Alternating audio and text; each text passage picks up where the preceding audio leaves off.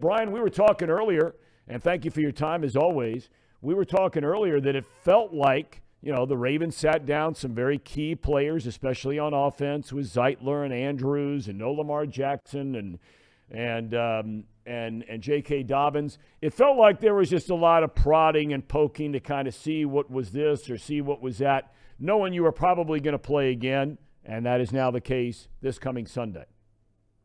Yeah, I mean, it's always interesting to play teams twice in a division, and knowing now you're going to do it for a third time.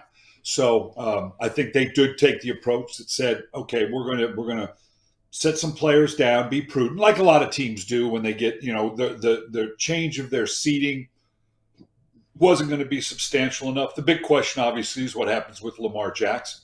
But it was the tale of two halves. I mean, the first half was just flat out ugly. I mean, it was dominant by Cincinnati.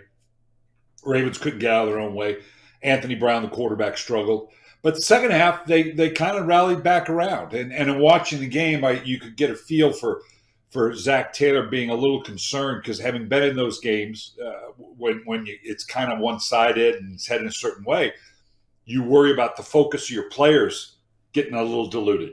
And it looked like maybe that happened a little bit. But it's going to be an interesting game, not the least of which is just how healthy are the Ravens, the biggest question being Lamar Jackson, in bringing into this now the third time they're going to play one another.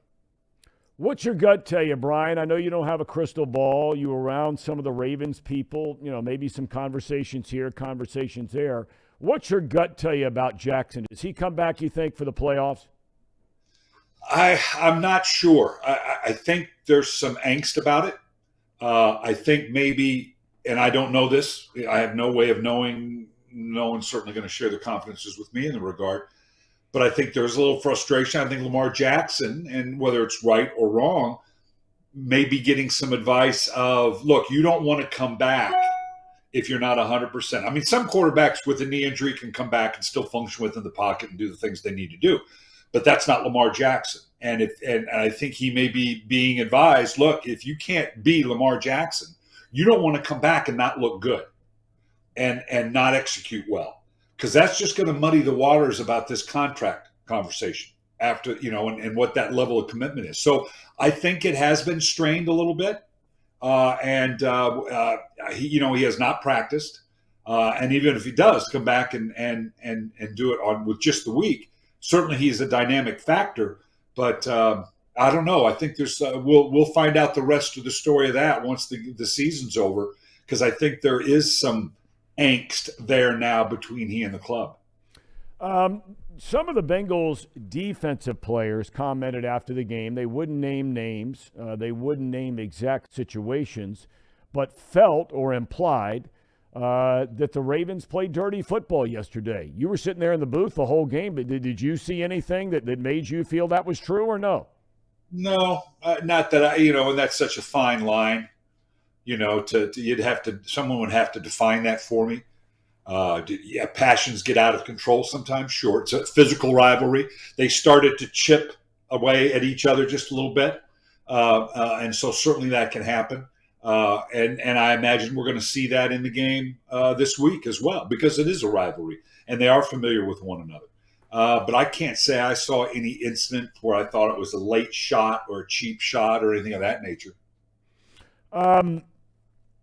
I'm assuming, and maybe I shouldn't, that if for some reason Lamar Jackson can't come back this week, don't they? I mean, if the kid's healthy, Huntley has to be the guy, right? I mean, they can't trot Brown. God bless Brown. They can't trot him out there again on Sunday night, right, and have any hope to win that game? No, that would be problematic. Now, the problem is Huntley, I don't think he is 100%. I think that tendonitis in his shoulder is an issue, and he can't put the ball down the field. So that becomes the dilemma. Do we put a Tyler Huntley in, who I think has played pretty well? He did last year and to a degree this year. But to put a Tyler Huntley in who can't push the ball down the field, that's a tougher question now. Are you better off with Anthony Brown, who at least has a strong arm and can do some things? But I think that would be problematic to say Brown's going to go in again. But if Tyler Huntley's not 100%, then he's not going to be effective either. When you look at the rest of the opening round of the playoffs and the matchups, Brian, is there a game you find to be the most interesting? Look, I think that the Ravens-Bengals game is the most interesting game. I think the one that might get the most eyeballs on it might be on Monday night with Tom Brady and the Buccaneers playing against the Cowboys. Sure. Before I get to what you think would be the most interesting matchup of that opening round outside of the Bengals and Ravens, when you look at playing on a Monday night in the playoffs, and my understanding is last year was the first time that happened. If you're a head coach, look, you're in the playoffs and you're grateful and thankful and you're trying to win the whole thing, but is that a big deal having to play on Monday night and know you got to turn around and play on Saturday or Sunday the following week? Sunday, more than likely, I would assume. I think so. I mean, we don't play a Monday night game at the end of the season because it may involve playoff teams. And you don't want to give, being a day short is a disadvantage to the two teams involved. And particularly the traveling team. The home team, you could kind of make the case, but for the traveling team. So, yeah, and I understand it. They want to stretch it out over the whole spectrum. And is it a huge deal? Is it a game changer? Probably not. As a coach, I would prefer not to do it. And be interesting to see what teams they're picking to do that with. You talk about one of the most interesting games. I think the Ravens and the Bengals, hence that's why they're on the Sunday night game. Yeah, I think that is the most interesting matchup in this first weekend. I mean, they're all going to be interesting. The Giants and going into the Vikings, and are the Vikings for real? I heard you talking about the Chargers and the Jaguars. The fact that it's the Chargers, that West Coast to East Coast travel, I would agree that the Jaguars, which have been a great story. The Seahawks are the 49ers. 49ers are the real deal.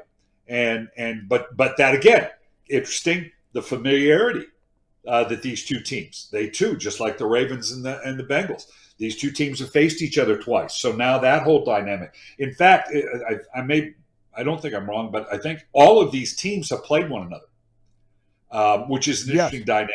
You got the Dolphins, the Bills that are in the division. So you got a lot of teams, a lot of people that are that familiarity, which adds another dimension to it. Yeah, it makes it a very interesting wild card field. Brian, you coached against, and certainly you broadcast a lot of games that Pete Carroll has coached in. He won a national championship, a couple of them at USC. He's won a Super Bowl as a head coach in the NFL. I'm not so sure this year wasn't his best coaching job, maybe in his career, of any team he has ever coached. What is it about Pete Carroll that gets guys to play for? I mean, if somebody would have said Geno Smith's going to be your starter at the beginning of the year and you're going to the playoffs, somebody would have told you you're out of your mind, and yet here they are. Yeah, I think first he's fundamentally an outstanding coach.